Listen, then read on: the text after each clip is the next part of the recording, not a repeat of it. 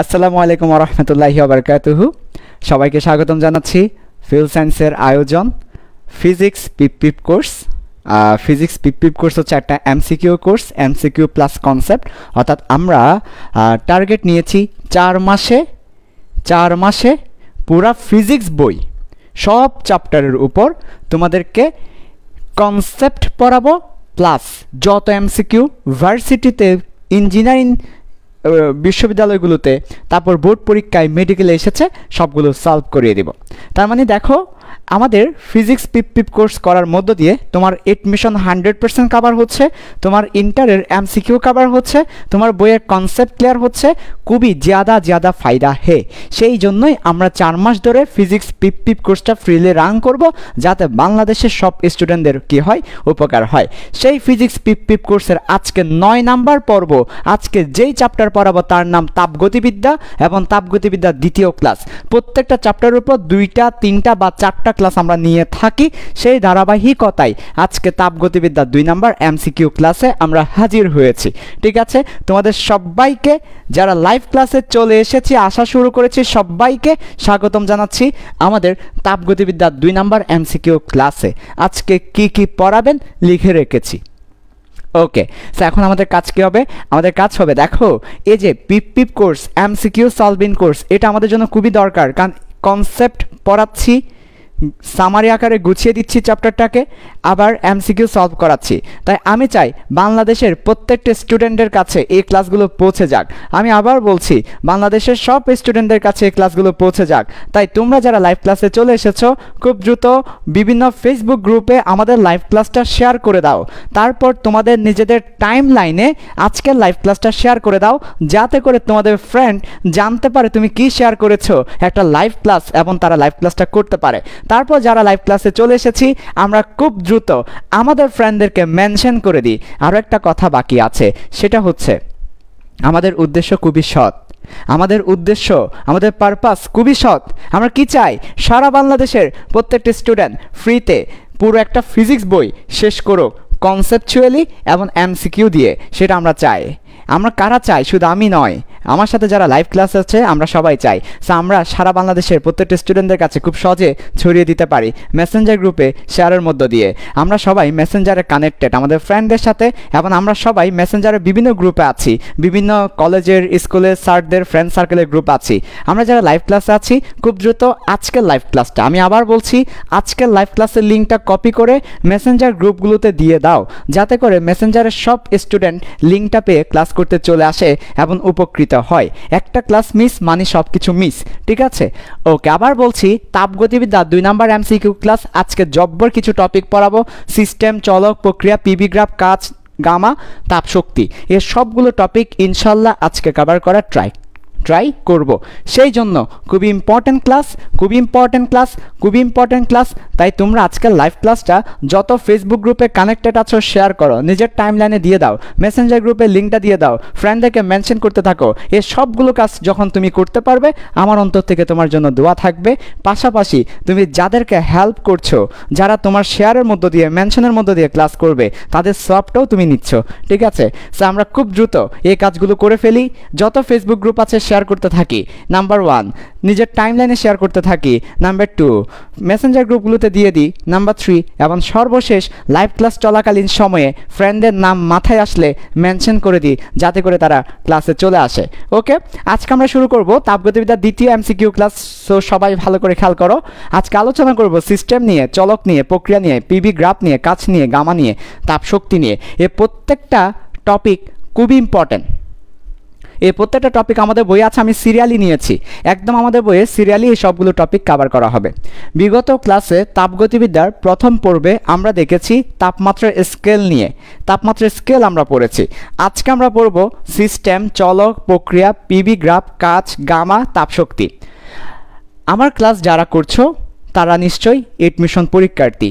এডমিশনে এই টপিকগুলো থেকে 2 বা 3টি প্রশ্ন হবে। আমার ক্লাস যারা করছো তারা নিশ্চয়ই 21 ব্যাচের স্টুডেন্ট, 21 ব্যাচের স্টুডেন্ট। 21 ব্যাচের তাপগতিবিদ্যা চ্যাপ্টারটি আছে।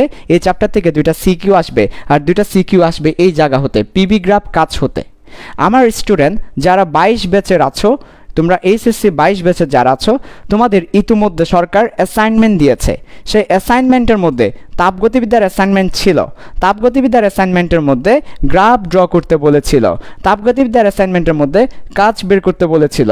তাপগতিবিদ্যার অ্যাসাইনমেন্ট নিয়ে সব স্টুডেন্টের মধ্যে একটা কনফিউশন তৈরি হয়েছে, কোনটা সঠিক হবে, কিভাবে অ্যান্সার করব স্যার বুঝতেছি না।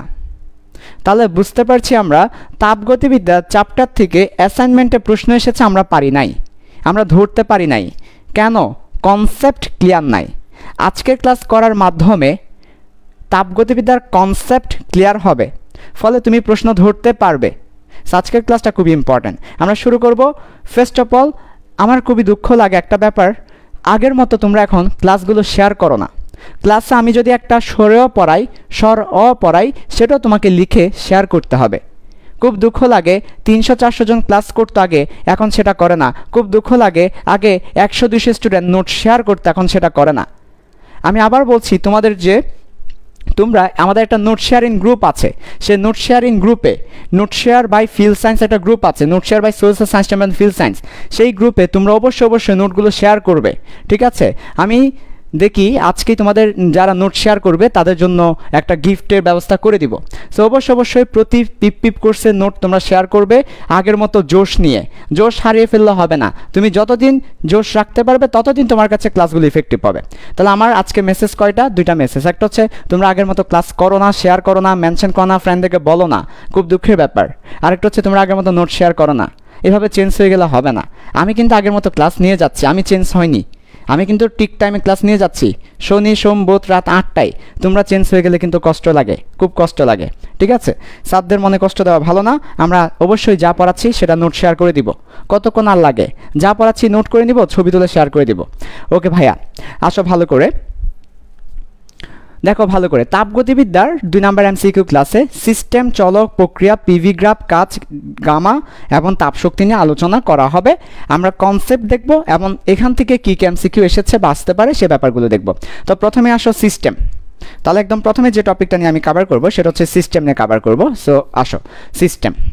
সিস্টেম 3 ধরনের। সিস্টেম 3 ধরনের। কি কি? খোলা, বন্ধ, বিচ্ছিন্ন। তাহলে সিস্টেম কয় ধরনের? 3 ধরনের। একটা হচ্ছে সিস্টেম। হোয়াট ইজ সিস্টেম সেটা তো আগে বলেন। সিস্টেম কি সেটা একটু বুঝিয়ে দেন। ওকে, সিস্টেম হচ্ছে কি? সিস্টেম হচ্ছে একটা রুম, একটা ঘর, যে ঘরের মধ্যে আমরা পরীক্ষা নিরীক্ষা করি বা কোনো কিছু মেজার করি। মনে করো তুমি একটা রুমের তাপমাত্রা মেজার করছো, তাহলে ওই রুম তোমার জন্য সিস্টেম। তুমি একটা রুমের তাপমাত্রা পরিমাপ করছো, ওই রুম তোমার জন্য সিস্টেম। তুমি একটা রুমের চাপ পরিমাপ করছো, ওই রুম তোমার জন্য সিস্টেম। যদি তুমি একটা পুরো ঘরের, একটা পুরো বাসার তাপমাত্রা মেজার করো, ওই পুরো বাসা তোমার জন্য সিস্টেম। যদি তুমি একটা পুরো এলাকা মেজার করো, পুরো এলাকা তোমার জন্য একটা সিস্টেম। তাহলে আমরা যেটুকু অঞ্চল জুড়ে মেজার করি, পরিমাপ করি, যেটুকু অঞ্চলের জন্য পরিমাপ করি সেটা আমাদের জন্য সিস্টেম। যদি তুমি সিএনজির সিলিন্ডারের মধ্যে চাপ পরিমাপ করো, সিএনজির সিলিন্ডারের মধ্যে চাপ পরিমাপ করো, তাহলে সিএনজি সিলিন্ডার হবে একটা সিস্টেম। অর্থাৎ যেখানে আমরা কোনো কিছু মেজার করি সেটাই হচ্ছে সিস্টেম। যেই অঞ্চল জুড়ে আমরা মেজার করি সেটা হচ্ছে সিস্টেম। তাহলে সিস্টেম মানে হচ্ছে যেখানে মেজার করা হয়, ওকে, বা যেটুকুর জন্য পরিমাপ করা হয়, যেটুকুর জন্য পরিমাপ করা হয়। আচ্ছা, তাহলে সিস্টেম কয় ধরনের? 3 ধরনের হতে পারে। সিস্টেমটা খোলা থাকতে পারে, সিস্টেমটা বন্ধ থাকতে পারে, সিস্টেমটা বিচ্ছিন্ন থাকতে পারে। ইংলিশে কি বলবো এদেরকে? ইংলিশে এদেরকে বলবো open system, closed system, isolated system. তাহলে বাংলায় বলা হবে খোলা, ইংলিশে ওপেন, বন্ধ, ক্লোজড, বিচ্ছিন্ন, আইসোলেটেড। কয় ধরনের সিস্টেমের কথা আমরা বলেছি? 3 ধরনের সিস্টেমের কথা আমরা বলেছি। এবার থার্মোডাইনামিক্সে এদের ডেফিনেশনটা কি? কাদেরকে খোলা বা ওপেন সিস্টেম বলবো, কাদেরকে বন্ধ বা ক্লোজ সিস্টেম বলবো, কাদেরকে বিচ্ছিন্ন বা আইসোলেটেড সিস্টেম বলবো, এদের ডেফিনেশনটা কি? ভালো করে দেখো এদের ডেফিনেশনটা। ওকে, এদের ডেফিনেশনটা ডিপেন্ড করবে ভর এবং শক্তির আদান প্রদানের উপরে। অর্থাৎ এরা ভর এবং শক্তি আদান প্রদান করতে পারে নাকি পারে না সেটার উপর ডিপেন্ড করবে ভর এবং শক্তি তারা কি আদান প্রদান করতে পারে নাকি পারে না সেটার উপর ডিপেন্ড করবে। আবার বলছি, ভর এবং শক্তি আদান প্রদান করতে পারে নাকি পারে না সেটার উপর ডিপেন্ড করবে। খোলা তার মানে সে ভরও আদান প্রদান করতে পারবে, শক্তিও আদান প্রদান করতে পারবে। বন্ধ, বন্ধ হলে সে শুধু শক্তি আদান প্রদান করতে পারবে, ভর পারবে না। বিচ্ছিন্ন তার মানে সে একেবারে পুরা দুনিয়া থেকে বিচ্ছিন্ন, সে আসলে না ভর আদান প্রদান করতে পারবে, শক্তি আদান প্রদান করতে পারবে, সে একেবারেই বিচ্ছিন্ন, সে পরিবেশ থেকে বিচ্ছিন্ন। ওকে, আচ্ছা তাহলে আবার বলছি, ভালো করে খেয়াল করো। সিস্টেম, যেখানে আমরা কোনো কিছু মেজার করি সেটা সিস্টেম। কয় ধরনের? 3 ধরনের, খোলা বা ওপেন, বন্ধ বা ক্লোজড, বিচ্ছিন্ন বা আইসোলেটেড। তো এটা কিসের উপর ডিপেন্ড করবে? ভর এবং শক্তির আদান প্রদানের উপর ডিপেন্ড করবে। তাহলে খোলা বা ওপেন সিস্টেম ভর এবং শক্তি আদান প্রদান করতে পারে, বন্ধ বা ক্লোজ সিস্টেম ভর আদান প্রদান করতে পারে না, শক্তি আদান প্রদান করতে পারে, আর বিচ্ছিন্ন সিস্টেম কোনোটাই আদান প্রদান করতে পারে না। এখান থেকে একটা এমসিকিউ তোমরা পাবে। তোমাদেরকে হঠাৎ করে প্রশ্ন করবে, বন্ধ সিস্টেম বা ক্লোজড সিস্টেম কোনটা আদান প্রদান করতে পারে না? তাহলে ক্লোজড বা বন্ধ সিস্টেম ভর আদান প্রদান করতে পারে না, শক্তি আদান প্রদান করতে পারে। তোমাকে প্রশ্ন করতে পারে, বিচ্ছিন্ন সিস্টেম কোনটা আদান প্রদান করতে পারে না? বিচ্ছিন্ন সিস্টেম বা আইসোলেটেড সিস্টেম ভর এবং শক্তি আদান প্রদান করতে পারে না। তোমাকে প্রশ্ন করতে পারে, ওপেন সিস্টেম কোনটা আদান প্রদান করতে পারে? ভর এবং শক্তি আদান প্রদান করতে পারে। তাহলে সিস্টেম থেকে এই ধরনের প্রশ্ন আসবে। আমরা সিস্টেমের ব্যাপারটা দেখেছি, কনসেপ্ট ক্লিয়ার। আবার বলছি, সিস্টেম 3 ধরনের, কি কি? খোলা ওপেন, বন্ধ ক্লোজড, বিচ্ছিন্ন আইসোলেটেড। কিসের উপর? ভর এবং শক্তির আদান প্রদানের উপর। ওকে, আচ্ছা এবার আসো সেকেন্ড কনসেপ্ট, চলক। সেকেন্ড কনসেপ্ট হচ্ছে চলক। তাপগতিবিদ্যায় কত ধরনের চলক আছে? যেমন ম্যাথমেটিক্সে এক্স ওয়াই জেড এদেরকে আমরা চলক বলে থাকি, তেমনি তাপগতিবিদ্যায় কত ধরনের চলক আছে। এখন চলক মানে কি? চলক মানে অজানা রাশি, যা আমরা জানি না, যা আমাদেরকে মেজার করতে হয়, পরিমাপ করতে হয়, তাদেরকে আমরা চলক বলি। এখন তাপগতিবিদ্যায় আমাদের কি আছে যেটা অজানা, আমাদেরকে পরিমাপ করতে হবে? একটু চিন্তা করি। তাপগতিবিদ্যা মানে তাপের সাথে সম্পর্কিত কি কি আছে যেটা আমাদেরকে পরিমাপ করতে হয়? ওকে, একটা রুমের তাপমাত্রা কত আমরা জানি না, আমাদেরকে রুমের তাপমাত্রা পরিমাপ করতে হয়। একটা রুমের আয়তন কত আমরা জানি না, রুমের আয়তন আমাকে পরিমাপ করতে হয়। একটা রুমের চাপ কত জানি না, চাপ আমাকে পরিমাপ করতে হয়। একটা রুমের এনট্রপি কত জানি না, এনট্রপি আমাকে পরিমাপ করতে হয়। আর রুম বলতে সিস্টেম। তাহলে তাপগতিবিদ্যায় 4টা জিনিস আমরা জানি না, সেটা পরিমাপ করতে হয়, সেই 4টা জিনিসই হচ্ছে তাপগতিবিদ্যার চলক। তাহলে তাপগতিবিদ্যার চলকগুলো কি কি?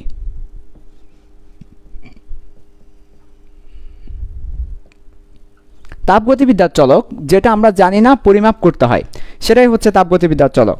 কি কি? তাপমাত্রা, চাপ, আয়তন, এনট্রপি,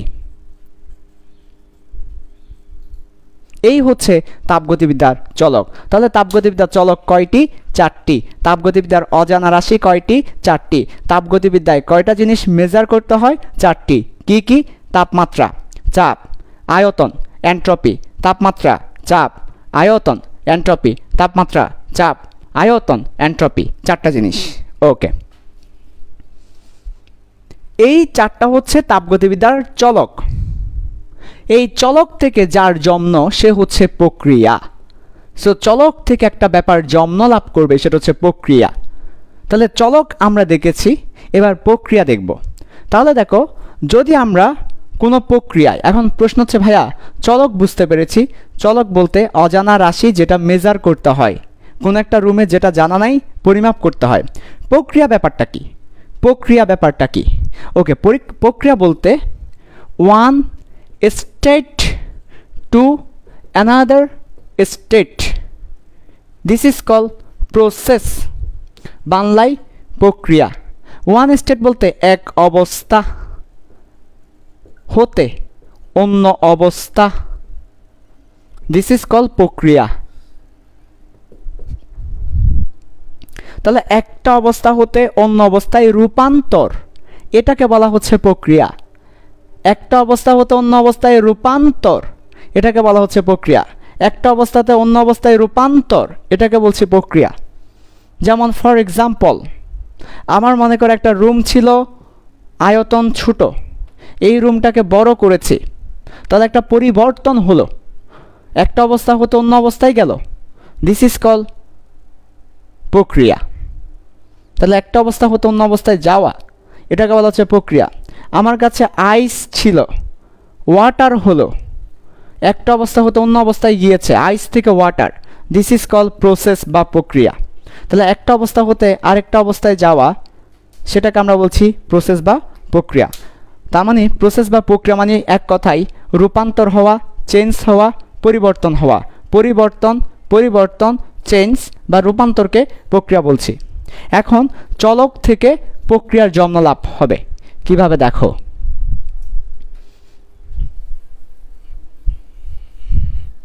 ভালো করে দেখো, যদি আমরা একটা অবস্থা হতে অন্য অবস্থায় পরিবর্তনের সময়, প্রক্রিয়ার সময়, পরিবর্তনের সময় তাপমাত্রাকে কনস্ট্যান্ট রাখি, মানে চেঞ্জ হতে দিব না, তাহলে তাপমাত্রাকে কনস্ট্যান্ট রাখলে সেই প্রক্রিয়াকে আমরা কি বলবো?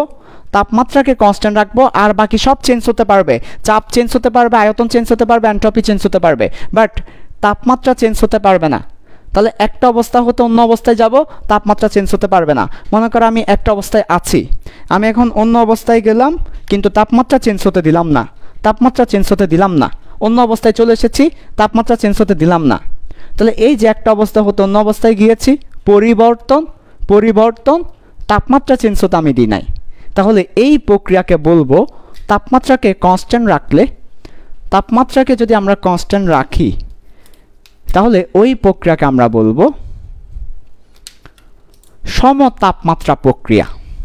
সমযুগ তাপমাত্রা, সম শব্দের অর্থ হচ্ছে একই, তাপমাত্রা একই রাখবো, তাই সম শব্দটা আসবে, সমতাপমাত্রা প্রক্রিয়া।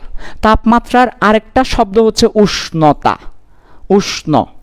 উষ্ণতা। তাহলে উষ্ণ হচ্ছে তাপমাত্রার একটা সমার্থক শব্দ, সিনোনিম, তাই আমরা এটাকে বলি সমযুগ উষ্ণ প্রক্রিয়া। যখন সন্ধি বিচ্ছেদ করব তখন ওটা এখানে চলে আসবে, হয়ে যাবে সমুষ্ণ হয়ে যাবে। তোমরা প্রশ্ন করতে পারো কিভাবে সন্ধি বিচ্ছেদ হয়েছে সেটাও একটু দেখিয়ে দেন। তাহলে দেখো, সম শেষে কি আছে? সম, মর শেষে অ আছে কিন্তু ম অ, তাহলে সম অ। আর এই পাশে কি আছে? উষ্ণ আছে। সন্ধি বিচ্ছেদের নিয়ম অনুসারে যদি অ থাকে সামনে, ও থাকে শেষে, অ এবং ও মিলে বড় হয়ে যায়। বড় মানে উ এর চেয়ে বড় কে আছে, একই ধরনের উচ্চারণ করব কিন্তু উ এর চেয়ে বড়, তাহলে রস্যু এর চেয়ে বড় হচ্ছে উ হয়ে যায়, বড় হয়ে যায়। তাহলে স্বর অ আর রস ও যদি থাকে তাহলে ও হয়ে যায়, এই যে ও হয়ে যাবে। তাহলে আমার কি হবে? ও কার হবে, স মোস ন। তাহলে সামনে যদি অ থাকে আর পরে যদি ও থাকে, দুইটা মিলে ও হয়ে যায়, ঠিক আছে? ওকে, তাহলে এই কারণে এটা সমুষ্ণ হয়ে গেল। না হলে এটা কি হতো? এটা এই ধরনের হতো, সমুষ্ণ হতো, রসৌকার হতো, রসৌকার হয় নাই, ওকার হয়েছে, রসৌকার হয় নাই, ওকার হয়েছে। এটা কিন্তু হয় নাই, এটা হয়েছে। কেন হয়েছে? সন্ধি বিচ্ছেদের নিয়ম অনুসারে অ আর উ মিলে ও হয়ে যায়, ঠিক আছে? ওকে, তারপর আসো এবার, তাহলে এটা কোথায় থেকে এসেছে? সমুষ্ণ শব্দটা সম তাপমাত্রা থেকে এসেছে। তাপমাত্রার সমার্থক শব্দ উষ্ণ, সম আর উষ্ণ মিলে সমুষ্ণ। তাহলে আমরা এটাকে আদর করে সম তাপমাত্রা না বলে সমুষ্ণ বলবো, সমুষ্ণ প্রক্রিয়া বলবো, তাপমাত্রাকে সমান রাখলে। তারপর যদি আমরা চাপকে কনস্ট্যান্ট রাখি, চাপকে কনস্ট্যান্ট রাখলে সম চাপ প্রক্রিয়া বলবো, কারণ সম শব্দের অর্থই হচ্ছে সমান। যদি আমরা আয়তনকে কনস্ট্যান্ট রাখি, আয়তনকে চেঞ্জ হতে দিব না, বাকিদেরকে চেঞ্জ হতে দিব, তাহলে সেটাকে বলবো সম আয়তন প্রক্রিয়া, সমযোগ আয়তন, সম আয়তন প্রক্রিয়া। তারপর যদি আমরা এনট্রপিকে কনস্ট্যান্ট রাখি, এনট্রপিকে চেঞ্জ হতে দিব না, এনট্রপির পরিবর্তন শূন্য হবে, এনট্রপিকে চেঞ্জ হতে দিব না, সেটাকে আমরা বলি সম এনট্রপি প্রক্রিয়া, সম এনট্রপি প্রক্রিয়া। অথবা আরও একটা শব্দ আছে, সেটা হচ্ছে রুদ্ধ তাপীয় প্রক্রিয়া। কেন এটাকে রুদ্ধ তাপীয় প্রক্রিয়া নামে বেশি ডাকা হয়? কারণ তুমি যদি এন্ট্রপিকে কনস্ট্যান্ট রাখতে চাও, এন্ট্রপিকে কনস্ট্যান্ট রাখতে চাইলে কোনো তাপের আদান প্রদান করতে দেওয়া যাবে না, রুদ্ধ করে রাখতে হবে তাপকে, রুদ্ধ মানে ধরে রাখতে হবে, তাপের আদান প্রদান করতে দেওয়া যাবে না। এই যে তাপের আদান প্রদান করতে দিব না, তাপকে ধরে রাখবো, সেটাকে আমরা বলছি রুদ্ধ তাপীয়। রুদ্ধ শব্দের অর্থ কি? রুদ্ধ শব্দের অর্থ হচ্ছে ধরে রাখা। যেমন বাংলাদেশ যখন অস্ট্রেলিয়ার সাথে, ইন্ডিয়ার সাথে, ইংল্যান্ডের সাথে জয়লাভ করে, তখন সাংবাদিকরা বলে শ্বাসরুদ্ধকর জয় হয়েছে, শ্বাসরুদ্ধকর জয় হয়েছে, শ্বাসকে ধরে রেখে জয় হয়েছে। তার মানে যখন ইন্ডিয়ার সাথে, অস্ট্রেলিয়ার সাথে, হ্যাঁ, ইংল্যান্ডের সাথে খেলা হয়, সাউথ আফ্রিকার সাথে খেলা হয়, আমরা সবাই, আমাদের ফরানের মধ্যে পানি থাকে না, রাইট? আমরা এইভাবে দোয়া মোনাজাত করে ফেলি, আল্লাহ জিতাই দাও বাংলাদেশকে, আল্লাহ জিতাই দাও বাংলাদেশকে। এই যে মানে ফরানের মধ্যে পানি থাকে না, না, হ্যাঁ, পানি থাকে না। শ্বাসটাকে কেন জানি, শ্বাস আমার রুদ্ধ হয়ে যায়, শ্বাস আমি নিতে পারছি না। বাংলাদেশের খেলা চলছে, 1 রান, এই যে 3 বলে 1 রান লাগবে, কি হতে যাচ্ছে? 3 বলে 1 রান, আল্লাহ 2 বলে 1 রান, আল্লাহ 1 বলে 1 রান, আল্লাহ অন্তত ড্রটা হোক না, হইল না, শ্বাস আমার রুদ্ধ। এটাকে আমরা বলি শ্বাসরুদ্ধকর জয়। তার মানে শ্বাসকে ধরে রাখা। তেমনি তাপকে ধরে রাখা, তাপকে আমরা কি করব? বাইরে যেতে দিব না, ভেতরে আসতে দিব না, তাপের আদান প্রদান হবে না, সেটাকে বলছি রুদ্ধ তাপীয় প্রক্রিয়া, তাপের আদান প্রদান হবে না। তাহলে বরাবরের মতোই একটা কথা বলতেই হয়, সেটা হচ্ছে যদি তুমি ফিজিক্স ফিল করতে চাও তাহলে তোমাকে বাংলা সেকেন্ড পারতে হবে। বাণীতে সায়েম ভাইয়া, তুমি যদি ফিজিক্স ফিল করতে চাও অবশ্যই তোমাকে বাংলা সেকেন্ড পারতে হবে। বিকজ তুমি যখন বাংলা সেকেন্ড পারবা, ইংলিশ সেকেন্ড পারবা, গ্রামার পারবা, এক কথায় গ্রামার তোমাকে পারতে হবে। গ্রামার পারবে তখন তুমি ওয়ার্ডসগুলো বুঝতে পারবে কোথায় থেকে এসেছে, তোমার পড়তে ভালো লাগবে। অন্যথায় তুমি সমষ্ণ বুঝতে পারবে না, রুদ্ধতাপীয় বুঝতে পারবে না। ঠিক আছে, ওকে। তাহলে আমরা প্রক্রিয়া দেখেছি, চলক দেখেছি। তাহলে চলকগুলো কি কি একবার বলে ফেলো। চলকগুলো হচ্ছে এই যে, এইগুলো হচ্ছে চলক, চলক, ময়না চলক, চলক, ঠিক আছে, ওকে। তাহলে দেখো তাপমাত্রা, চাপ, আয়তন, এন্ট্রপি, এই 4টা হচ্ছে চলক। এদের মান আমরা জানি না, বের করব, মেজার করব। আর যখন কোনো একটা প্রক্রিয়ায়, অর্থাৎ একটা অবস্থা হতে অন্য অবস্থায় যাওয়ার সময় তাপমাত্রাকে কনস্ট্যান্ট রাখা হয় সমুষ্ণ প্রক্রিয়া, চাপকে কনস্ট্যান্ট রাখা হয় সমচাপ প্রক্রিয়া, আয়তনকে কনস্ট্যান্ট রাখা হয় সমায়তন প্রক্রিয়া, এন্ট্রপি কনস্ট্যান্ট রাখা হয় সমাএন্ট্রপি বা রুদ্ধতাপীয় প্রক্রিয়া। এবার আমরা দেখব পি ভার্সেস বি এর গ্রাফ এবং কাজের সমীকরণ। প্রত্যেকটা প্রক্রিয়ায়, এই 4টা প্রক্রিয়ায়, তাপগতিবিদ্যায় প্রক্রিয়া কয়টা? 4টি। চলক কয়টি? 4টি। চলক কয়টি? 4টি। প্রক্রিয়া কয়টি? 4টি। মানুষ বিয়ে করতে পারে কয়টি? 4টি। সায়েম ভাইয়ের বিয়ে করার ইচ্ছা কয়টি? 4টি। সবই 4। মানুষ বিয়ে করতে পারে কয়টি? 4টি। ওকে, সবই 4, মনে রাখতে হবে। তাহলে তাপগতিবিদ্যায় চলক এবং প্রক্রিয়া হচ্ছে 4। এবার চলে আসো পি ভার্সেস বি এর গ্রাফ। ওকে,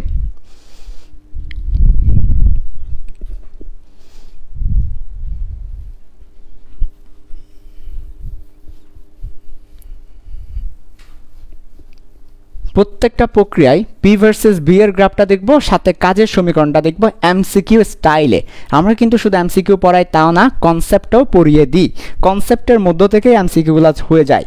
এই যে চলক কয়টি, প্রক্রিয়া কয়টি, সিস্টেম কত ধরনের, কিসের আদান প্রদান হবে, এই জায়গা থেকে এমসিকিউ হবে। ওকে, এবার চলে আসো পি ভার্সেস বি এর গ্রাফটা দেখব। প্রথমতই আসো সম চাপ প্রক্রিয়া, পি ভার্সেস ভি, এক পাশে ভি থাকবে, এক পাশে পি থাকবে, আর এই পাশে থাকবে কাজের সমীকরণ। ওকে, তাহলে সমচাপ প্রক্রিয়ায় পি ভার্সেস বি এর গ্রাফটা একটু দেখব।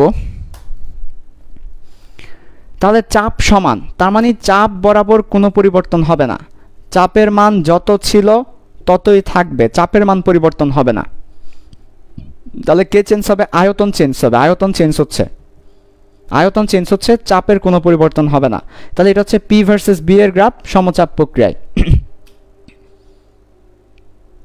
ওকে, আচ্ছা ঠিক আছে। এবার আসো কাজের সমীকরণ। সো কাজের সমীকরণটা একটু ভালো করে খেয়াল করতে হবে। কাজের সমীকরণ দেখো, ডাব্লিউ ইজ ইকুয়াল টু, কাজের অনেক ধরনের সমীকরণ আনা যায়, কিন্তু আমরা এমসিকিউ শর্টকাটে কাজ বের করব গ্রাফ দিয়ে। তাহলে গ্রাফ হতে কাজকে আমরা বের করব, গ্রাফ হতে কাজ বের করব আমরা এমসিকিউ স্টাইলে। যখন আমরা করতে যাব এমসিকিউ শর্টকাটের স্টাইলে, আমরা তখন গ্রাফ হতে কাজ বের করব, অন্য কোনো ইকুয়েশন দিয়ে না, গ্রাফ দিয়ে কাজ বের করব আমরা। ওকে, কি দিয়ে করব? গ্রাফ দিয়ে কাজের মানটা বের করব। এবার আসো, গ্রাফ দিয়ে কিভাবে কাজের মান বের করা যায়? খুবই সিম্পল ব্যাপার। আমরা জানি ভালো করে দেখো, W is equal to F into S. এখন আমি চাইলে বলতে পারি চাপ pressure is equal to F divided by A, তাহলে F is equal to P A. এটা কিন্তু আমরা জানি, চাপ is equal to F divided by A, বল বাই ক্ষেত্রফল, তাহলে বল ইজ ইকুয়াল টু চাপ ইন্টু ক্ষেত্রফল। সো আমি এফ এর পরিবর্তে পি এ লিখতে পারি, আর এখানে এস আছে। এখন পি রেখে দিলাম, এ মানে ক্ষেত্রফল, এস মানে উচ্চতা। ক্ষেত্রফল তার সাথে উচ্চতা গুণ করলে কি পাই? আয়তন পাই, ভি পাই, তাহলে পি ভি, তাহলে W is equal to P V পাচ্ছি। এখন আমরা তোমাদেরকে একটা কথা বলেছিলাম, পি হচ্ছে গ্রাফের দৈর্ঘ্য বরাবর, ভি হচ্ছে গ্রাফের প্রস্থ বরাবর। সো গ্রাফের দৈর্ঘ্য বরাবর আছে পি, প্রস্থ বরাবর আছে ভি। কোনো একটা গ্রাফের দৈর্ঘ্য এবং প্রস্থকে গুণ করলে গ্রাফের ক্ষেত্রফল পাওয়া যায়। তাহলে এই গ্রাফের যে ক্ষেত্রফল, সেই ক্ষেত্রফলটা কি নির্দেশ করবে? এই গ্রাফের ক্ষেত্রফলটা কাজ নির্দেশ করবে। তাহলে পি ভার্সেস বি গ্রাফের ক্ষেত্রফল কাজ নির্দেশ করে, পি ভার্সেস বি গ্রাফের ক্ষেত্রফল কাজ নির্দেশ করে। সো আমরা কাজের সমীকরণ যখন বের করতে যাব বা কাজ বের করতে যাব, কি দিয়ে করব? গ্রাফ দিয়ে করব। গ্রাফের ক্ষেত্রফল থেকে আমরা সেই ব্যাপারটা বের করে নিয়ে আসব। ওকে, আচ্ছা, সো আসো গ্রাফ থেকে আমরা কিভাবে কাজ বের করতে হয় সেই ব্যাপারটা দেখে আসি।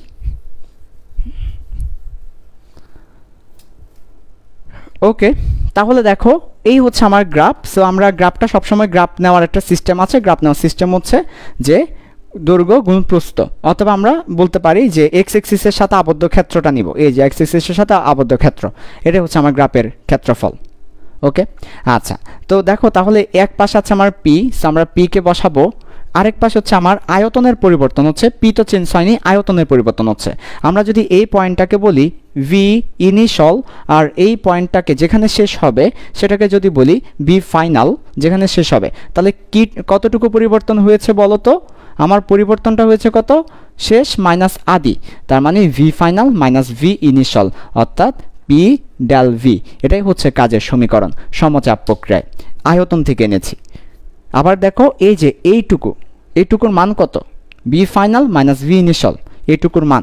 আর উপর আছে পি, পি তো কনস্ট্যান্ট, পি তো চেঞ্জ হচ্ছে না, পি, তাহলে পি ইন্টু ডেল ভি, এইটুকু হচ্ছে ডেল ভি, আর এইটুকু হচ্ছে পি, তাহলে পি ইন্টু ডেল ভি অথবা V final minus V initial. এটা হচ্ছে সমচাপ প্রক্রিয়ার কাজের মান। এখান থেকে কিভাবে এমসিকিউ হবে?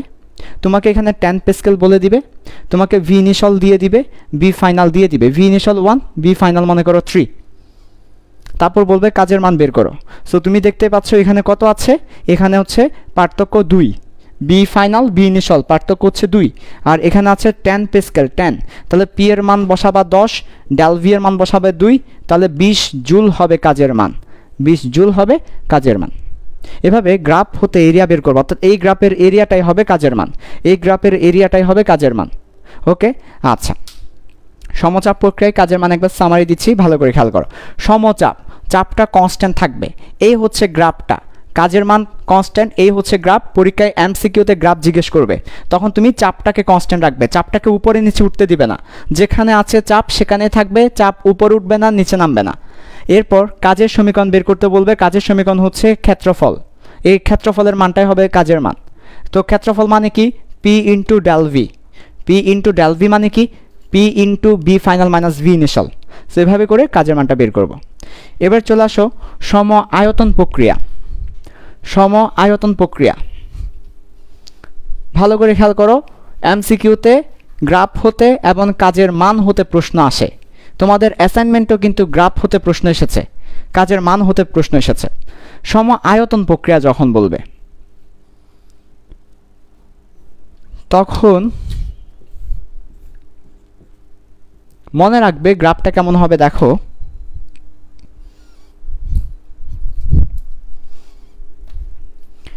আয়তন চেঞ্জ হবে না, আয়তন কনস্ট্যান্ট থাকবে, শুধুমাত্র চাপ চেঞ্জ হবে। আয়তন যেখানে ছিল আয়তন সেখানে থাকবে। 20 মিটার কিউবে ছিল, মনে করো 20 মিটার কিউবে থাকবে। আয়তন চেঞ্জ হবে না, শুধুমাত্র চাপের মানটা চেঞ্জ হবে। ওকে, এটাই হচ্ছে গ্রাফ। এবং এই গ্রাফের ক্ষেত্রফল কিভাবে বের করব? সো ক্ষেত্রফল কত হবে? ক্ষেত্রফলের সিস্টেম যেটা, সেটা হচ্ছে নর্মালি ক্ষেত্রফল মানে হচ্ছে কি দৈর্ঘ্য গুণ প্রস্থ। তো এই ক্ষেত্রে একটা ঝামেলা আছে। ঝামেলাটা হচ্ছে এই ক্ষেত্রে এক্স এক্সিসের সাথে আসলে কোনো ক্ষেত্র তৈরি হয় নাই।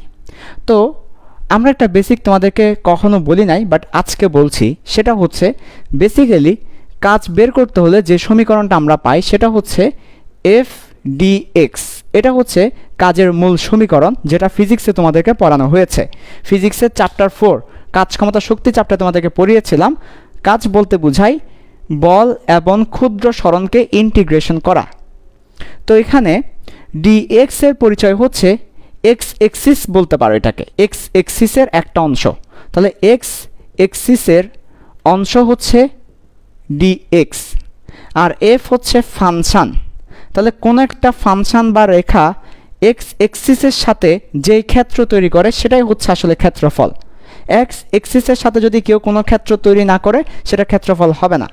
তো আমি আবার বলছি, কোন একটা রেখা, ফাংশন বলতে রেখা বোঝায়, ফাংশন বলতে রেখা, সরলরেখা কিংবা বক্ররেখা, যে কোনো ধরনের রেখাই হচ্ছে ফাংশন। তাহলে কোনো রেখা এক্স এক্সিসের সাথে যদি কোনো ক্ষেত্র তৈরি করে সেটাই হচ্ছে আসলে ক্ষেত্রফল, সেটাই হচ্ছে আসলে কাজের মান। এখন আমরা দেখব এই রেখাটা এক্স এক্সিসের সাথে কোনো ক্ষেত্র তৈরি করেছে কিনা। কারণ according to my definition of work from work power energy chapter 4 I can say what's the definition of work? x axis এর সাথে রেখা যে ক্ষেত্র তৈরি করে, x axis এর সাথে রেখা যে ক্ষেত্র তৈরি করে। এর আগের বার দেখেছি গ্রাফটা এমন ছিল, x axis এর সাথে কিন্তু এই ক্ষেত্রটা তৈরি করেছে, এই যে x axis এর সাথে। এবার এই রেখা x axis এর সাথে কত ক্ষেত্র তৈরি করছে সেটা আমাকে দেখতে হবে। বাট আনফর্চুনেটলি এই রেখা এক্স এক্সিসের সাথে কোনো ক্ষেত্র তৈরি করছে না, কারণ একটাই রেখা এক্স এক্সিসের সাথে কোনো ক্ষেত্র সে তৈরি করছে না। সে ওয়াই এক্সিসের সাথে ক্ষেত্র তৈরি করছে যদি ওইভাবে বলি, কিন্তু আসলে সেভাবে এক্স এক্সিসের সাথে করছে না, কারণ একটাই রেখা এক্স এক্সিসের উপর। ফলে এক্স এক্সিসের সাথে ক্ষেত্র তৈরি না করায় তার ক্ষেত্রফল হবে আন্ডা। দ্যাট ইজ হোয়াই তার কাজের মান হবে আন্ডা। দ্যাট ইজ হোয়াই এই যে সম আয়তন প্রক্রিয়ায় কাজের মান হবে আন্ডা। কোন প্রক্রিয়ায়? সম আয়তন প্রক্রিয়ায় কাজের মান আন্ডা। কেন? কারণ এই রেখাটা এক্স এক্সিসের সাথে কোনো কি করছে না, ক্ষেত্র তৈরি করছে না। একটা এক্স এক্সিস বরাবর রেখা, খাড়া রেখা, এক্স এক্সিস বরাবর খাড়া রেখা এই ক্ষেত্রে কোনো ক্ষেত্র তৈরি করে না। ওয়াই এর চেঞ্জ হচ্ছে, এক্স এর এখানে কি হচ্ছে না, এখানে তোমার কোনো ক্ষেত্র বা চেঞ্জ হচ্ছে না। এক্স একটা বিন্দু, জাস্ট একটা বিন্দু, শূন্য। একটা এক্সের মান আসলে এখানে শূন্য, একটা বিন্দু, ঠিক আছে, পরিবর্তনটা শূন্য। আচ্ছা, তাহলে আমরা বলতে পারি সমায়তন প্রক্রিয়া আসলে কোনো ক্ষেত্র তৈরি হয় না।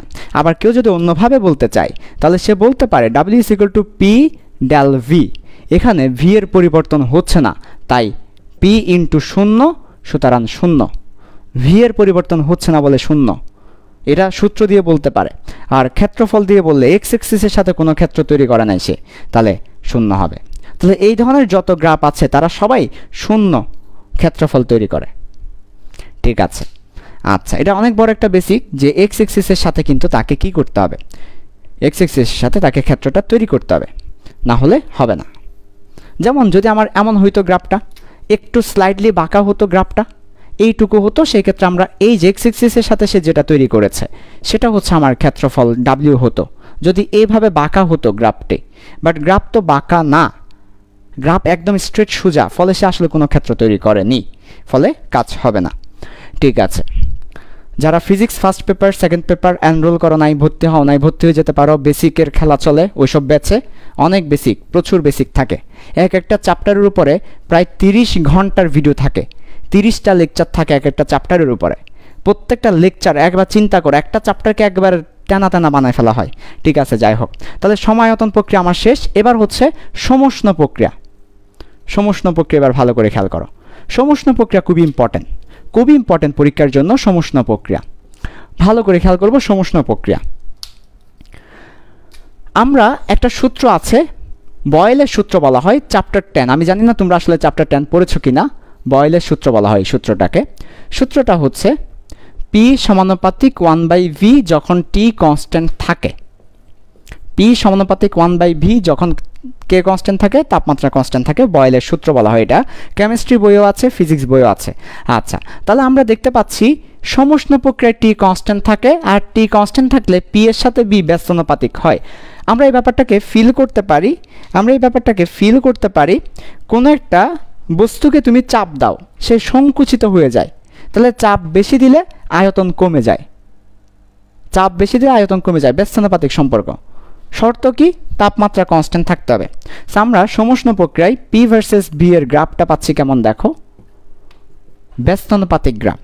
আর ব্যস্তানুপাতিকের গ্রাফগুলো সবসময় কেমন হয়? গত ক্লাসে বলেছি ব্যস্তানুপাতিকের গ্রাফগুলো এমন হয়, অর্থাৎ একটার মান যখন বেশি আরেকটার মান তখন কম, একটার মান যখন বেশি আরেকটার মান তখন কম। দেখো, পি এর মান বেশি, ভি এর মান কম, পি এর মান কম, ভি এর মান বেশি। একটা কমলে একটা বাড়ে, একটা বাড়লে একটা কমে। ব্যস্তানুপাতিক। আর ব্যস্তানুপাতিকের গ্রাফগুলো হয় এমন, চাঁদের মতো। সেটাই হবে পি ভার্সেস বি এর গ্রাফ সমুষ্ণ প্রক্রিয়ায়। এটাই হবে পি ভার্সেস বি এর গ্রাফ সমুষ্ণ প্রক্রিয়ায়।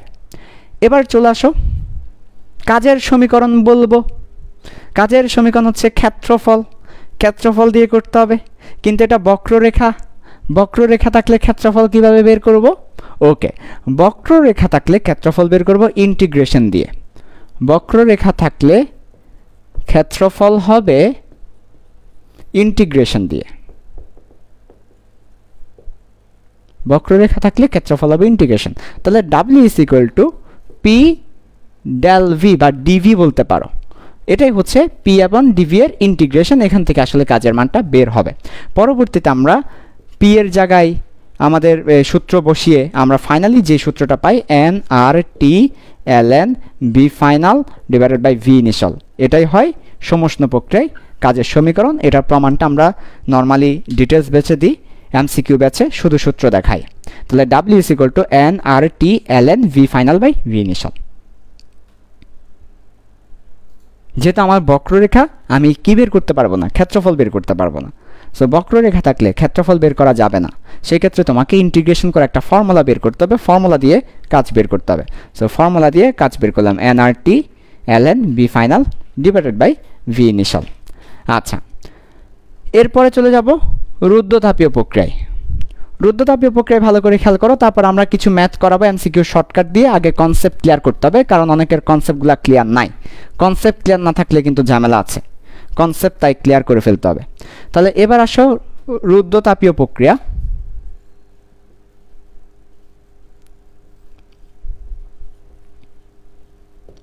রুদ্ধতাপীয় প্রক্রিয়ায় আমার সমীকরণগুলো আগে ভালো করে খেয়াল করো। রুদ্ধতাপীয় প্রক্রিয়ার সমীকরণ। রুদ্ধতাপীয় প্রক্রিয়ায় P এর সাথে V এর সম্পর্ক হচ্ছে PV⁻⁻ সমান হচ্ছে ধ্রুবক। এই হচ্ছে একটা সমীকরণ। আরেকটা সমীকরণ আছে, সেটা হচ্ছে T এর সাথে V এর সমীকরণ TV⁻⁻1 সমান ধ্রুবক। আরও একটা সমীকরণ আছে T এর সাথে P এর সমীকরণ TP1 - γ/γ সমান ধ্রুবক। এই তিনটা হচ্ছে রুদ্ধতাপীয় প্রক্রিয়ায় সম্পর্ক। একটা PV এর, একটা TV এর, একটা TP এর, একটা PV এর, একটা TV এর, একটা TP এর। এই হচ্ছে আমার সূত্র সম্পর্ক। তাহলে একটা PV, একটা TV, একটা TP, এই হচ্ছে রুদ্ধতাপীয় প্রক্রিয়ার সূত্র। তো সব রুদ্ধতাপীয় প্রক্রিয়া আমরা একটা ব্যাপার দেখতে পাচ্ছি, সেটা হচ্ছে গামা। সেই জন্য আমরা এখানে লিখে রেখেছি গামা নিয়ে আলোচনা করব। সো রুদ্ধতাপীয় প্রক্রিয়ায় গামা একটা ব্যাপার আসবে, সব জায়গায় গামাটা থাকবে। গামাটা কোথায় থেকে এসেছে, গামাটা কি আসলে, গামাটা নিয়ে আসলে অনেক কথাই বলা যায়। তারপর আজকে হালকা করে গামা নিয়ে কথা বলবো। তাহলে এই তিনটা হচ্ছে রুদ্ধতাপীয় প্রক্রিয়ার সূত্র। ওকে, এবার আসো কিসের সমীকরণ দেখাবো? ও গ্রাফ দেখাবো। P ভার্সেস B এর গ্রাফটা দেখো। এক্স্যাক্টলি P ভার্সেস B এর গ্রাফটা কেমন হবে দেখো, এই সমীকরণ থেকে দেখাচ্ছি। P ভার্সেস B এর গ্রাফটা হবে P সমানুপাতিক 1/V⁻⁻, যেহেতু ধ্রুবক আছে। ধ্রুবক থাকলে আমরা সমানুপাতিক দিতে পারি।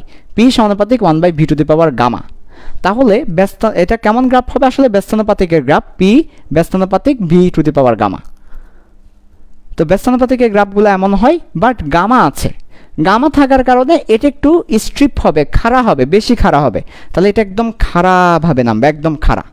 এই যেই হচ্ছে পি ভার্সেস বি এর গ্রাফ, পি সমানুপাতিক 1/b two the power gamma, একদম খাড়া হবে, এটা হচ্ছে বেশি খাড়া হবে। ঠিক আছে, তো আমরা এর আগে সমুষ্ণ প্রক্রিয়ার গ্রাফটা দেখেছি, তো সমুষ্ণ প্রক্রিয়ার গ্রাফটা ছিল কম খাড়া।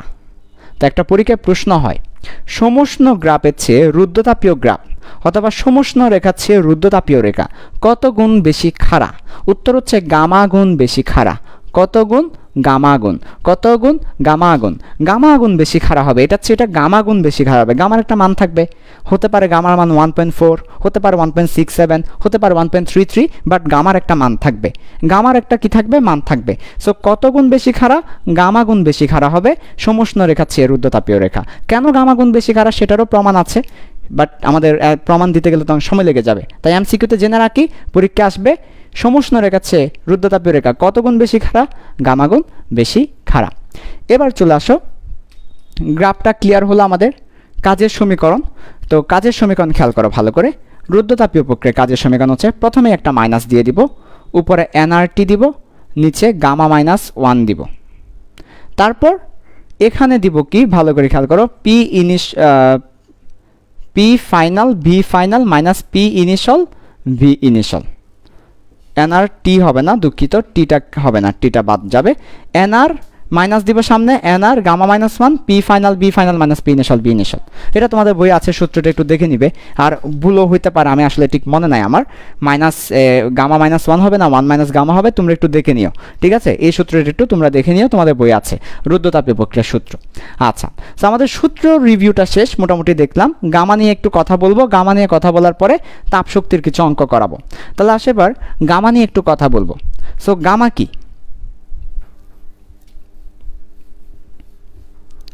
গামা এর ফিলিংসটা কি, বা গামা কি আসলে? গামা কোথায় থেকে এসেছে? কাকে গামা বলবো? অনেকগুলো কথা। গামার ফিলিংসটা কি, বা গামা এসেছে কোথায় থেকে? আচ্ছা ঠিক আছে, গামা এসেছে কোথায় থেকে বা গামা কি, দেখো গামার গল্প।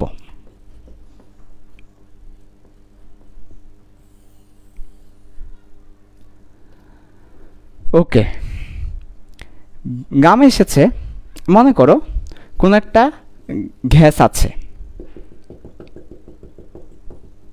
কোন একটা গ্যাস আছে, এখন এই গ্যাসকে আমরা তাপ দিব। সো এই গ্যাসকে আমরা তাপ দিলাম, এই গ্যাসকে যখন আমরা তাপ দিব তখন হচ্ছে এই গ্যাসের আয়তন প্রসারিত হবে, প্রেসার বেড়ে যাবে তাপ শক্তি পেয়ে। তো আমরা একটা কাজ করব, সেটা হচ্ছে যখন গ্যাসটাকে তাপ দিব তখন প্রেসারটাকে আমরা কনস্ট্যান্ট রাখবো।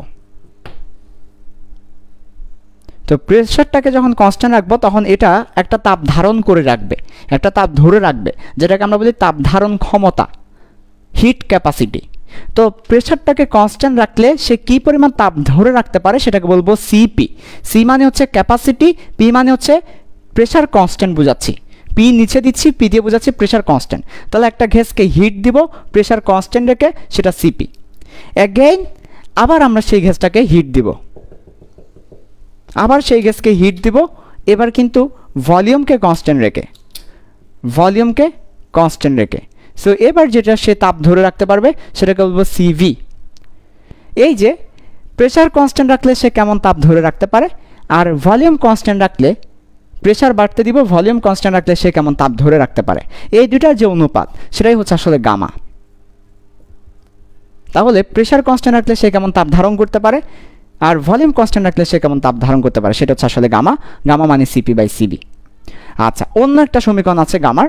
গামার আরও একটা সমীকরণ হচ্ছে কি, ডিগ্রিজ অফ ফ্রিডম থেকে আসে আরেকটা সমীকরণ, গামার ডিগ্রিজ অফ ফ্রিডম থেকে আসে, স্বাধীনতার মাত্রা থেকে আরও একটা সমীকরণ পাওয়া যায়।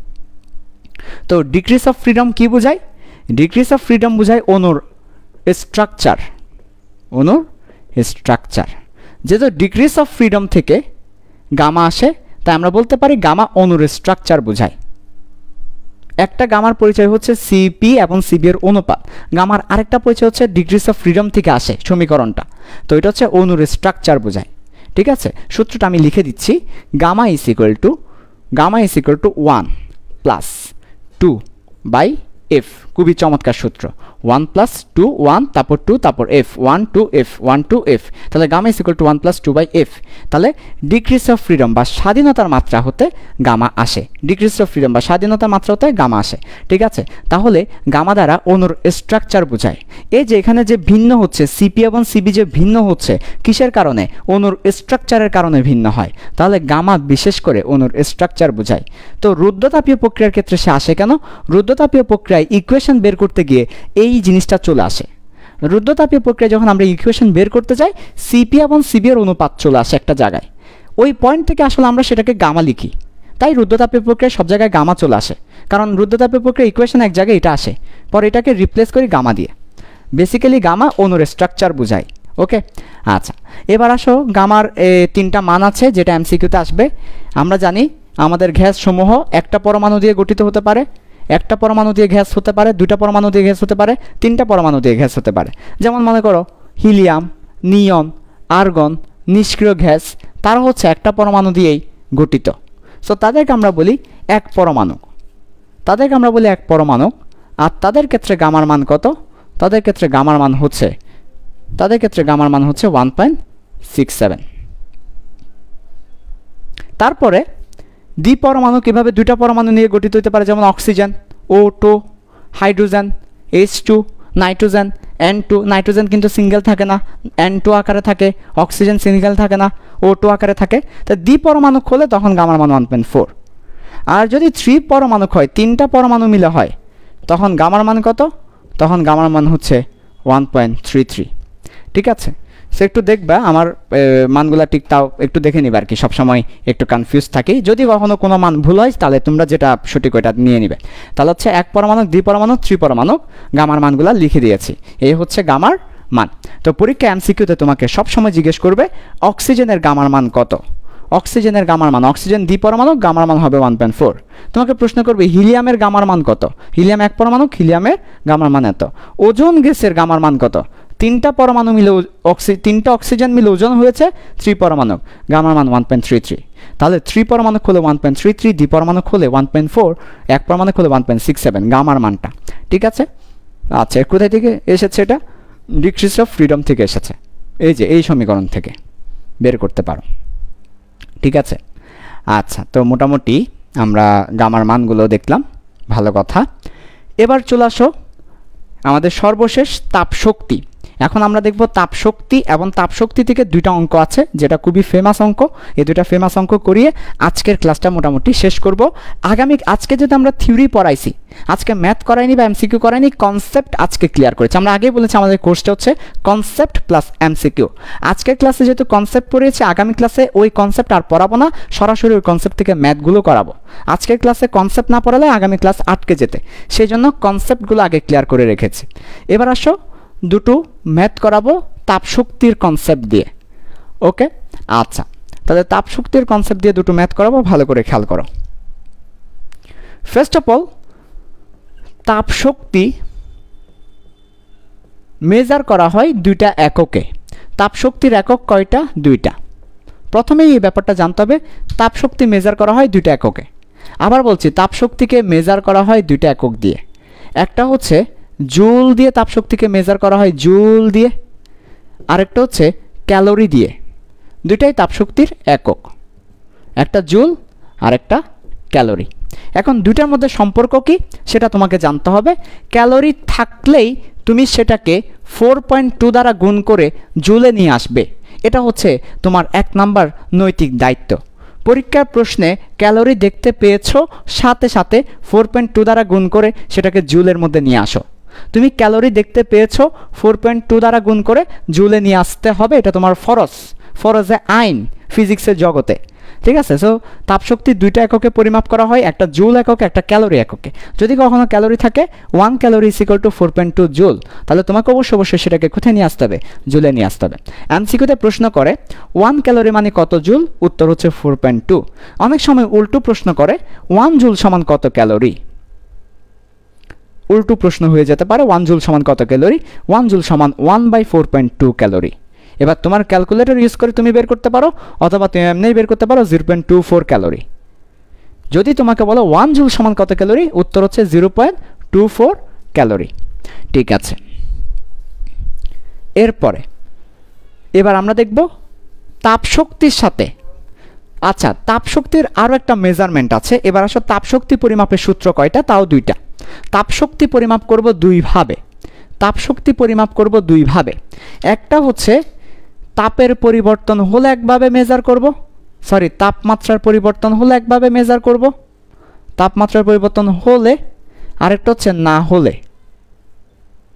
যদি তাপমাত্রার পরিবর্তন হয় তাপশক্তিকে একভাবে মেজার করব, যদি তাপমাত্রার পরিবর্তন না হয় আরেকভাবে মেজার করব। কি কি? তাপমাত্রার পরিবর্তন হলে তখন আমরা মেজার করব তাপমাত্রার পরিবর্তনটাকে নিয়ে, সামনে থাকবে ভর এবং আপেক্ষিক তাপ ms ডেল টি, তাপমাত্রার এটা হচ্ছে তাপশক্তি মেজার করব। আর যদি তাপমাত্রার পরিবর্তন না হয়, ডেলটি শূন্য হয়, ডেলটি শূন্য হলে তো আর এই সূত্র ব্যবহার করতে পারবো না, ডেলটি শূন্য হলে তো আর পাবো না, তখন ব্যবহার করতে হবে Q is equal to M L V L F অথবা M L V. L F হচ্ছে বরফ গলনের সুপ্ততাপ, এল ভি হচ্ছে পানি বাষ্পীভবনের সুপ্ততাপ, যেটা তোমাদের বইয়ে মানগুলো দেওয়া আছে, তাও আমি লিখে দিচ্ছি 336 3টা শূন্য, 2268 3টা শূন্য। এটা হচ্ছে এল ভি এর মান আর এটা হচ্ছে এল এফ এর মান। তো এইভাবে কখন মেজার করব, M into L F M into L V, যদি তাপমাত্রা পরিবর্তন না হয়। তুমি তাপ দিচ্ছ, তাপমাত্রা চেঞ্জ হচ্ছে না, অবস্থার চেঞ্জ হচ্ছে, সুপ্ত তাপ চলে আসছে, অবস্থা চেঞ্জ হচ্ছে, তাপমাত্রা চেঞ্জ হচ্ছে না, তখন এই সূত্র দিয়ে মেজার করব। তাপমাত্রা চেঞ্জ না হলে এম এল এফ অথবা এম এল ভি, আর তাপমাত্রা চেঞ্জ হলে এই সূত্র দিয়ে মেজার করব। ওকে, এবার চলে আসো দুইটা ম্যাথ করব তাপশক্তির সাথে সম্পর্কযুক্ত। প্রথম ম্যাথ ভালো করে খেয়াল করো, বলেছে কনসেপ্টটা হচ্ছে তাপশক্তির সাথে বিভব শক্তির সম্পর্ক, তাপশক্তি প্লাস বিভব শক্তি দিয়ে ম্যাথটা করব। প্রথম ম্যাথ, এইচ উচ্চতা হতে বরফ পরে 50% তাপশক্তিতে পরিণত হয় এবং এতে 1/4 বরফ গলে যায়, 1/4 বরফ গলে যায়। তোমরা এখনো যারা মেনশন করো নাই, ফ্রেন্ডদেরকে মেনশন করো, ফ্রেন্ডদেরকে বেশি বেশি করে দাওয়াত দাও। ফিল সায়েন্সে ফিজিক্সের কনসেপ্ট প্লাস এমসিকিউ ক্লাস হয়, যেখানে কনসেপ্টগুলো গুছিয়ে দেওয়া হচ্ছে প্লাস এমসিকিউ ব্যাকআপ দেওয়া হচ্ছে, খুব ইম্পর্টেন্ট ক্লাস। তাহলে এই উচ্চতা হতে বরফ পরে 50% তাপশক্তিতে পরিণত হয় এবং এতে 1/4 বরফ গলে যায়। H is equal to what? H is equal to what? প্রশ্নের একটা মান দেওয়া ছিল, সেটা হচ্ছে কিসের মান দেওয়া ছিল? LF এর মান দেওয়া ছিল। LF এর মান কত? 8000। LF এর মান ছিল 80000। তারপর একক হচ্ছে ক্যালোরি পার কেজি, এই হচ্ছে একক। LF এর মান দেওয়া ছিল পরীক্ষা প্রশ্নে। সো এবার ভালো করে খেয়াল করো কিভাবে করব। প্রথমত বলেছে এইচ উচ্চতা হতে বরফ পরে 50% তাপশক্তিতে পরিণত হয়। আচ্ছা ঠিক আছে, ভূমি, আর এটা হচ্ছে এইচ উপরে, এইচ উচ্চতা, তাহলে ভূমি হতে এইচ উপরে আছে, ভূমি হতে এইচ উপরে আছে। এখন এইচ উচ্চতা থেকে সে পড়বে, বরফটা পড়বে, তো এইচ উচ্চতা থেকে যখন সে পড়বে তখন তার শক্তিটা কি? তার শক্তিটা হচ্ছে গতিশক্তি, তাই না? আমরা গতিশক্তি না বলে এভাবে বলতে পারি, যখন সে এখানে ছিল তখন তার মধ্যে একটা বিভব শক্তি ছিল। এই বিভব শক্তিটা যখন সে নিচে পড়বে তখন 50% তাপশক্তিতে কনভার্ট হবে, রাইট? তাহলে বিভব শক্তিটা 50% তাপশক্তিতে কনভার্ট হবে যখন সে নিচে পড়বে, কারণ একটা বস্তু যখন এইচ উচ্চতায় থাকে তখন তার কাছে একটা বিভব শক্তি সঞ্চিত থাকে, জমা থাকে, ব্যাংকে টাকা জমা থাকে। যখন ব্যাংক থেকে টাকাটা বের করে খরচ হয়ে যায়, তাহলে তার কাছে বিভব শক্তি জমা আছে, যখন সে নিচে পড়বে 50% তাপশক্তি হিসেবে খরচ হবে। সো বলা যায় বিভব শক্তি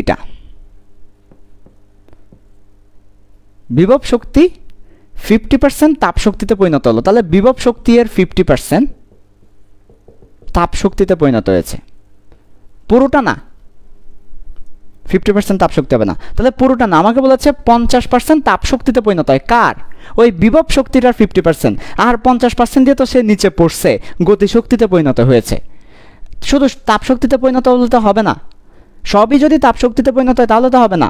আমার কাছে 100 টাকা ছিল, তার 50 টাকা তাপ শক্তিতে পরিণত হয়েছে, আর 50 টাকা দিয়ে সে নিচে পড়েছে। গতিশক্তি, গতিশক্তিও লাগবে, গতিশক্তি না থাকলে গতিশীল হবে না, গতিশীল হতে হলে গতিশক্তি লাগবে।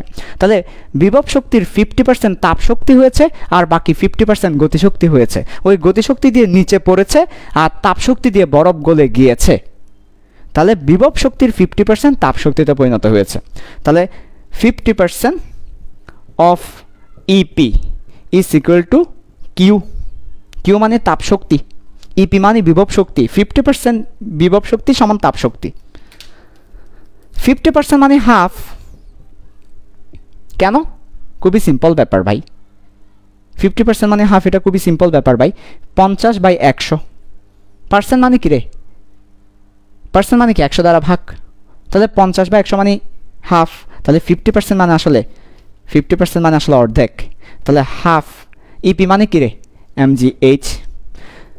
এখন প্রশ্ন হচ্ছে, বরফ পরে 1/4 গলে যায়, তাহলে তাপমাত্রার কিন্তু চেঞ্জ হয়নি।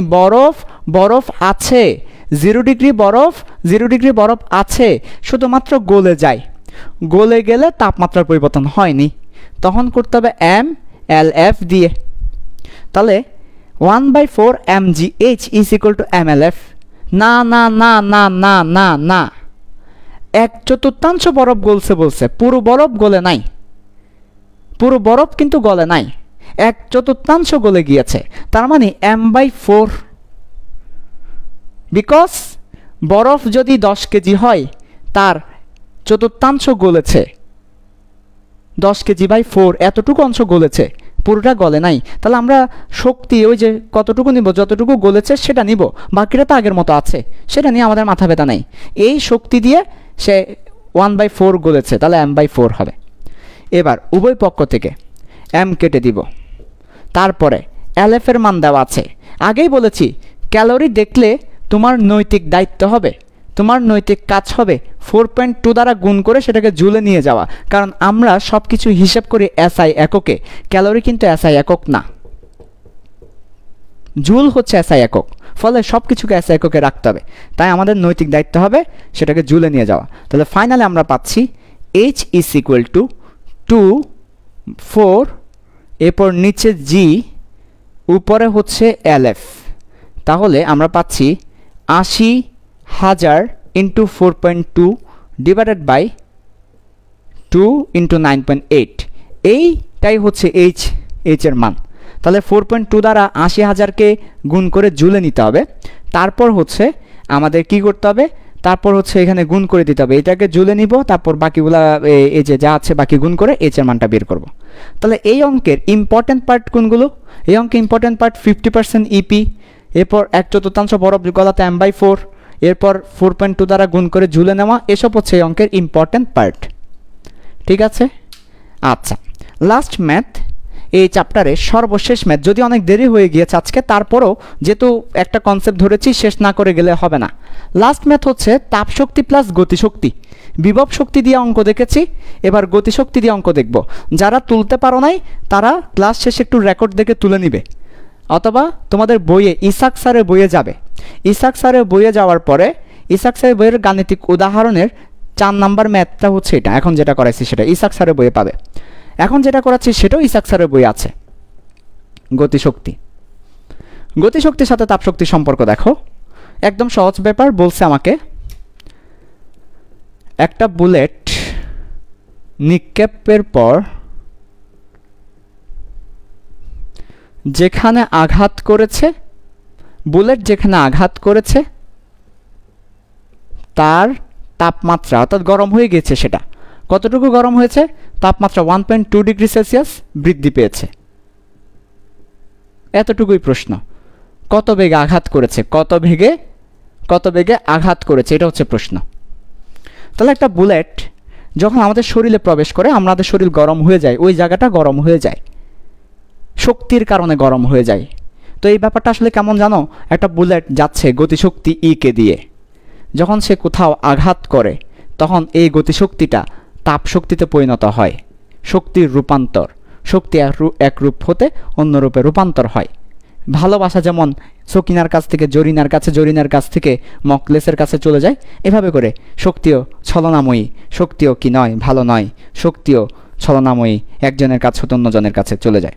তাহলে গতিশক্তি তাপশক্তিতে পরিণত হচ্ছে, এতে তাপমাত্রা বৃদ্ধি পাচ্ছে। তাপমাত্রা চেঞ্জ হলে তাপশক্তি সমান কি বলেছি? mS∆T। আর গতিশক্তি মানে কি? Half mv²। অতঃপর আমি লিখতে পারি হাফ mv² সমান mS∆T। কিসের জন্য লিখতে পারি? গতিশক্তি তাপশক্তিতে পরিণত হয়েছে, তাপমাত্রা বৃদ্ধি পেয়েছে। এবার কি দিয়ে কেটে দিতে পারি? উভয় পক্ষ থেকে m কেটে দিতে পারি। এস এর মান পরীক্ষা প্রশ্নে দেওয়া ছিল 2300 calorie per KG per kelvin, sorry per degree Celsius. তো এস এর মানটা ক্যালোরিতে দেওয়া আছে, তাই আমাদের 4.2 দ্বারা গুণ করে সেটাকে জুলে নিতেই হবে, এটা আমাদের ফরজ। ক্যালোরিতে থাকলে 4.2 দ্বারা গুণ করে সেটাকে জুলে নিব, ফরজ। তাহলে আমাদের ভি বের করতে বলেছে, ভি হবে 2 × S∆T √/। তো এই হচ্ছে সূত্র, 2 × S∆T। এস এর মান দেওয়া আছে, ∆T হচ্ছে 1.2 বৃদ্ধি পেয়েছে, এটা হচ্ছে ∆T। সো ∆T বসাবো, এস বসাবো, ভি পেয়ে যাব। এটা হচ্ছে তাপশক্তির সাথে গতিশক্তির সম্পর্ক। সো আজকের ক্লাসে আল্লাহ দিলে সিস্টেম কভার করেছি। সিস্টেম 3 ধরনের, চলক কভার করেছি 4 ধরনের চলক, 4 ধরনের প্রক্রিয়া। প্রত্যেকটা প্রক্রিয়ায় পি ভার্সেস ভি এর গ্রাফ দেখিয়েছি, কাজের সমীকরণ দেখিয়েছি। গামা হালকা করে বলেছি, গামা মানে সিপি এবং সিবি এর অনুপাত অথবা 1 + 2/f অনুর স্ট্রাকচার বোঝায়। তাপশক্তির সাথে বিভব শক্তি, তাপশক্তির সাথে গতিশক্তির সম্পর্ক দেখিয়েছি। এ সবগুলো কনসেপ্ট মোটামুটি পড়িয়েছি। আগামী ক্লাসে আজকে যা যা পড়িয়েছি সেটার উপর ম্যাথ করানো হবে, কনসেপ্ট পড়ানো হবে না। সো আজকের ক্লাসের কনসেপ্টগুলো আগামী ক্লাসে ভালো করে আয়ত্ত করে আসবে, ম্যাথ করাবো এমসিকিউ শর্টকাটে। আল্লাহ হাফেজ, আসসালামু আলাইকুম।